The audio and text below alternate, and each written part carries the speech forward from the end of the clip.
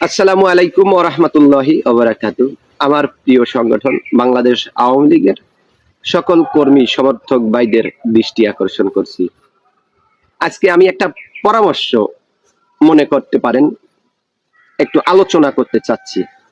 আলোচনাটা হচ্ছে এমন, আপনারা জানেন দীর্ঘ 15 বছর বাংলাদেশ আওয়ামী লীগ বাংলাদেশের ক্ষমতায় ছিল। এই 15 বছর ক্ষমতায় থাকাকালীন দেখা যাচ্ছে প্রায় 300 আসনের এমপিরাও কিন্তু আওয়ামী লীগের ছিল। এই দলের এখন এই সংকট মুহূর্তের সময় এই 300 এমপি যদি যার যার এলাকা থেকে 5,000 করে লোক ঢাকা শহরে পাঠায়, তাহলে 15 লক্ষ লোক হবে।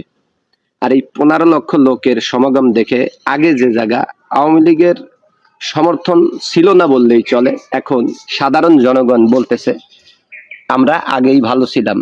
এ দেশটাকে শাসন করতে হলে শেখ হাসিনার প্রয়োজন, কারণ দ্রব্যমূল্যের ঊর্ধ্বগতি, খেটে খাওয়া মানুষগুলো এখন আহাজারি করতেছে।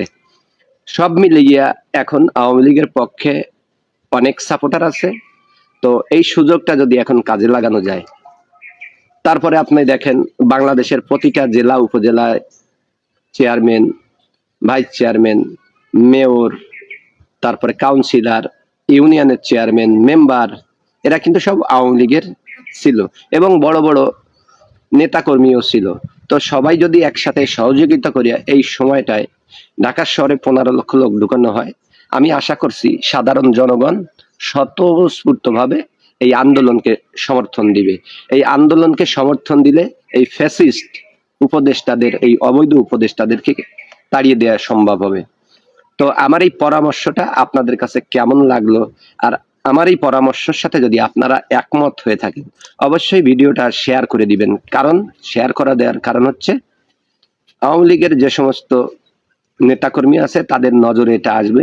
তারা যদি মনে করে আমার এই প্রস্তাবটা গ্রহণযোগ্য, তাহলে যদি এই প্রস্তাবের সূত্র ধরে তারা যদি এই কাজগুলো করে, আমি মনে করি এই ফ্যাসিবাদী উপদেষ্টাদের দেশ থেকে বিতাড়িত করা সম্ভব হবে।